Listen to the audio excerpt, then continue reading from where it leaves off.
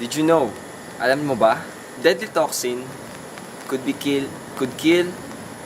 and could heal at the same time. Ang aking gustong iparating ay ang botulism.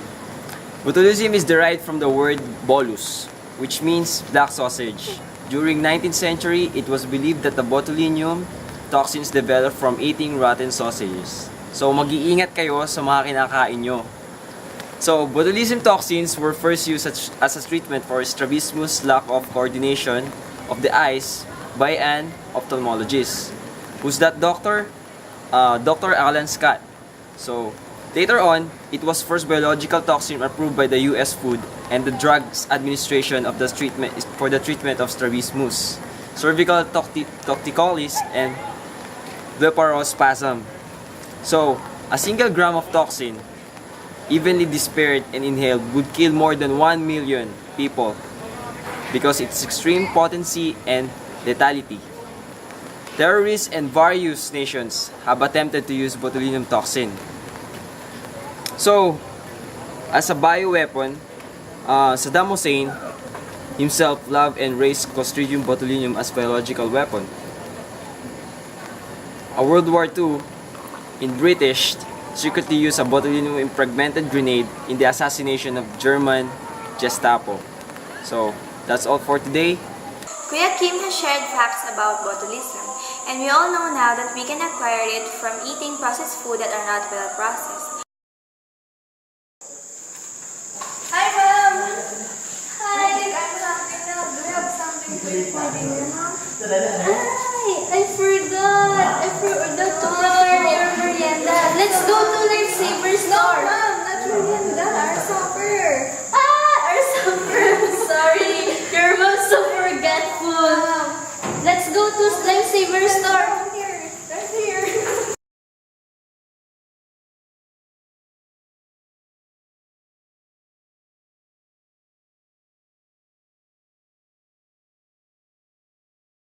Miss, can we have one baked potato?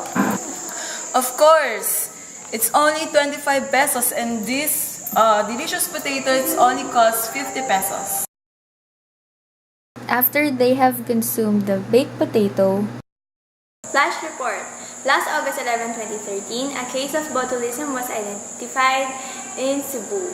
2 women died from eating canned foods. And today, a woman and her daughter got botulism after eating a homemade baked potato wrapped in a foil and sold by their neighbor. generally, patients who have botulism will have descending flaccid paralysis. The initial symptoms of botulism are double vision, blurred vision, dry mouth, vomiting and diarrhea, nausea, abdominal cramps. Other symptoms are fatigue, dizziness, dysphagia, dysarthria, sore throat, dyspnea, constipation, arm weakness, leg weakness, and paresthesia.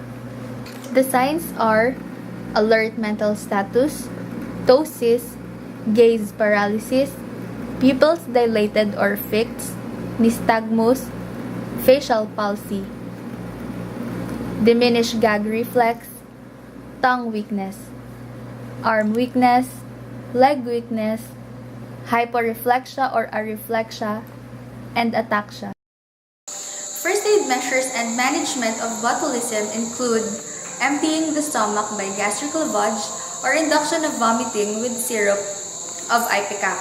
Number 2, administer activated charcoal and a cathartic such as sorbitol. And finally, a single dose of antitoxin. The diagnostic tests are serum and stool analysis. The serum analysis should be obtained before the therapy of antitoxin. Next is enema, if the patient is constipated, in order to obtain adequate fecal sample. Finally, gastric aspirates. All samples should be kept refrigerated after the collection. The paralysis of botulism can persist for weeks to months, with concurrent requirements for fluid and nutritional support, assisted ventilation, and treatment of complications. Passive immunization with equine antitoxin is the therapy for botulism, which consists of supportive care. Timely administration of passive neutralizing antibody will minimize subsequent nerve damage and severity of disease but will not reverse existent paralysis. Antitoxin should be given to patients with neurologic signs of botulism as soon as possible after clinical diagnosis. Antitoxin may be withheld at the time of diagnosis if it is certain that the patient is improving from maximal paralysis. Botulism patients require supportive care that often includes feeding by enteral tube or parenteral nutrition, intensive care, mechanical ventilation, and treatment of secondary infections. Patients with suspected botulism should be closely monitored for impending respiratory failure. Finally, botulism patients should be assessed for adequacy of gag and cough reflexes, control of oropharyngeal secretions, oxygen saturation, vital capacity, and respiratory force, inspiratory force. Airway obstruction or aspiration usually precedes hypoventilation in botulism. When respiratory function deteriorates, controlled anticipatory intubation is indicated. Dr. Riano has some advices regarding the proper ways of preparing processed food as well as the diagnosis and treatment for botulism. Thank you, Mrs. Punay. Educating people about the prevention of botulism is very important. Here are some of the guidelines that we have to do. Home canned goods must be processed in a pressure cooker rather than in boiling water because the organism is difficult to kill.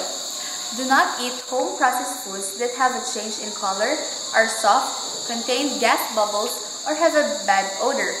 Always heat both home processed and commercial foods at temperatures over 120 degrees or boil for 10 minutes before tasting or eating them.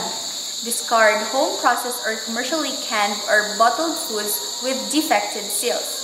And finally, discard commercially prepared canned foods that are damaged or have bulging sides or leaking contents. Thank you.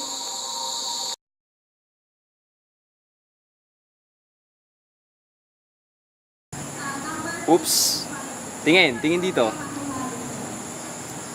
Kala nyo may script, no? Walang script yon.